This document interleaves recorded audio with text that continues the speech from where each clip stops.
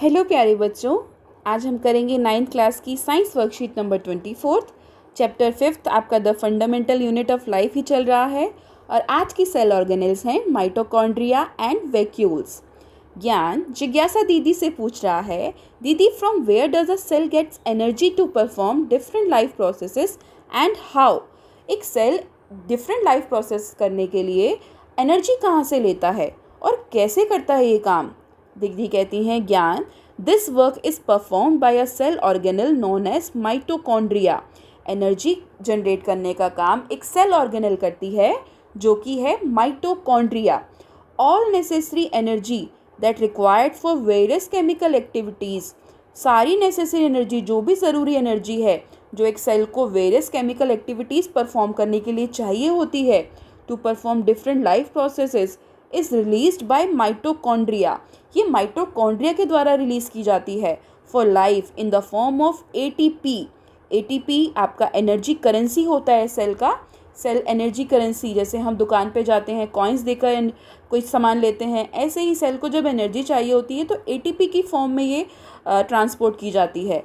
ATP होता है बच्चों एडेनोसाइन ट्राइफॉस्फेट, इसकी फुल फॉर्म है। माइटोकॉन्ड्रिया प्रोवाइड करता है एनर्जी सेल को बाय प्रोड्यूसिंग एटीपी प्रोड्यूस करके। Therefore it is also known as power house और energy plant of the cell. इसे सेल का बिजली घर, पावर हाउस कहते हैं या फिर एनर्जी प्लांट भी कहते हैं सेल का, क्योंकि यहाँ पे क्या जनरेट हो रही है, एनर्जी, और किस फॉर्म में, एटीपी की फॉर्म में। ATP is produced in mitochondria by the process of respiration. Respiration के प्रोसेस से एटीपी प्रोड्यूस की जाती है माइटोकॉन्ड्रिया में। And the body uses energy stored in ATP for different activities. हमारी बॉडी फिर इसे डिफरेंट एक्टिविटीज़ करने के लिए यूज़ करती है जो कि एटीपी की फॉर्म में स्टोर हो जाती है energy. ATP is known as the energy currency of the cell. The outer membrane of mitochondria is very porous. अब हम माइटोकॉन्ड्रिया का स्ट्रक्चर देख लेते हैं। माइटोकॉन्ड्रिया एक सेल में आप देख रहे हैं इस तरफ पाया जा रहा है, इसे हमने जूम करके ये पिक्चर बनाई है। तो आप देखो माइटोकॉन्ड्रिया की जो आउटर मेम्ब्रेन है, ये वाली, ये जो आउटर है, आउटर आपको दिख रही है ये वाली, ये पोरस होती है, इसमें छेद होते हैं छोटे छोटे। And while the inner membrane is deeply folded, और जो आप ये इनर मेम्ब्रेन देख रहे हो, ये देख रहे हो कितने फोल्ड्स हैं इसमें, it is deeply folded. Mitochondria is a cell organelle that has its own DNA and ribosome. Mitochondria एक ऐसा सेल ऑर्गेनल है जिसके पास अपना डीएनए और अपने राइबोसोम होते हैं। Therefore it can make some of its protein by its own. इसीलिए ये कुछ प्रोटीन्स अपने आप भी बना सकता है, क्योंकि इस पर क्या प्रेजेंट हैं, राइबोसोम्स। एंड राइबोसोम्स क्या होते हैं, प्रोटीन फैक्ट्री होते हैं सेल की। सो डायग्राम में आप स्ट्रक्चर ऑफ द माइटोकॉन्ड्रिया देख रहे हैं। आपको दोनों मेम्ब्रेन स्ट्रक्चर समझाया हुआ है, आउटर कैसी है और इनर कैसी है, और क्या क्या स्ट्रक्चर्स के नेम हैं। मैट्रिक्स जो अंदर का स्पेस, क्रिस्टी जिन फोल्ड्स को कहते हैं, राइबोसोम्स प्रेजेंट होते हैं, डीएनए प्रेजेंट होता है इसके पास, इसीलिए ये अपने प्रोटीन बना लेता है। दीदी what is the importance of vacuoles in a plant cell. ये वैक्यूल, रिक्तिका क्या होती है प्लांट सेल में। Gyan we know that vacuoles are small sized और एब्सेंट इन एनिमल सेल्स। हमने पढ़ा है डायग्राम में कि जो वैक्यूल्स होती हैं वो एनिमल सेल्स में तो बहुत छोटी होती हैं या फिर नहीं होती, but in plant cells they are very large in size. Plant cell में इनका साइज बहुत बड़ा होता है।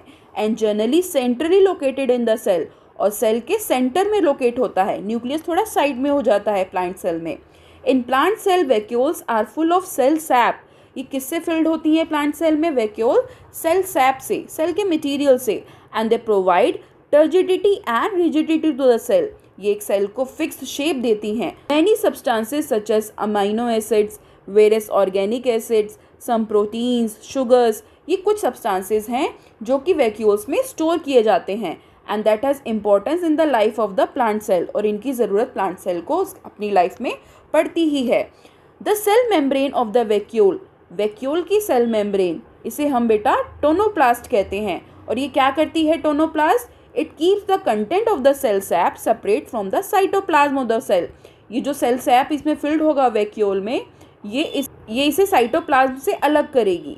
सो it is actually a protective membrane हो गई जो सेल सैप को साइटोप्लाज्म से अलग करे सेल में। नाम है इसका टोनोप्लास्ट। इन unicellular organisms, specialized vacuoles also play important roles unicellular organism जैसे अमीबा, उनमें कई स्पेशलाइज्ड वैक्यूल्स होती हैं जो कि कई इंपॉर्टेंट रोल प्ले करती हैं इन एक्सपेलिंग एक्सेस वाटर, ज़्यादा पानी को बाहर निकालने के लिए, and the some waste from the cell, waste जो सेल में जनरेट हुआ उसे भी बाहर निकालने के लिए वहाँ पर स्पेशलाइज्ड वैक्यूल्स होती हैं। आइए अब हम कुछ क्वेश्चन कर लेते हैं, check yourself. First question, why mitochondrion is known as power house of the cell? Mitochondria को power house of the cell क्यों कहते हैं? सो इसका आंसर आप यहाँ से लिखेंगे, बिकॉज माइटोकॉन्ड्रिया जो फॉर्म में एनर्जी जनरेट करता है and it provide energy to the cell by producing ATP, so it is known as the power. Second question, name any one function of the cell for which energy is needed. कोई भी एक function बताओ cell का जिसके लिए cell को energy चाहिए होती है। तो ऐसे तो बहुत फंक्शन है सेल के, लाइक रेस्पिरेशन, डाइजेशन, एक्सक्रीशन, है ना। जो भी लाइफ प्रोसेस सेल कर रहा है उसके लिए सेल को एनर्जी चाहिए होती है, digestion, nutrition, excretion, reproduction. So आप कोई भी एक फंक्शन लिख सकते हैं। Third question, vacuoles are the important part of which cell? कौन से सेल का इम्पॉर्टेंट पार्ट होते हैं वैक्यूल्स? तो वैक्यूल्स इम्पॉर्टेंट पार्ट होते हैं प्लांट सेल का, बिकॉज एनिमल में तो या तो छोटे होते हैं या फिर होते ही नहीं हैं, प्लांट सेल में बड़े होते हैं, वहीं ये इंपॉर्टेंट रोल प्ले करते हैं। And name the membrane of the vacuoles, vacuole की मेम्ब्रेन का क्या नाम होता है? Tonoplast. Fourth question, write the full form of ATP. ATP की फुल फॉर्म क्या होती है? एटीपी इज एडेनोसाइन ट्राइफॉस्फेट, ये आप फुल फॉर्म लिखेंगे। Fifth question, name 3 substances stored in vacuoles of plant cell. Plant cell के वैक्यूल में कौन कौन से 3 सब्सटेंस आपने नेम करने हैं जो स्टोर होते हैं? सो यहाँ पे काफ़ी सारे हैं, आप कोई भी 3 लिख सकते हैं। Amino acids, various organic acids, proteins, some sugars, they are stored in vacuoles of plant cell. तो आप कोई भी 3 यहाँ से लिख दीजिएगा। बच्चों, ये थी हमारी वर्कशीट 24। मिलते हैं जल्दी नई वर्कशीट के साथ। Till then take care, enjoy, stay safe and stay healthy.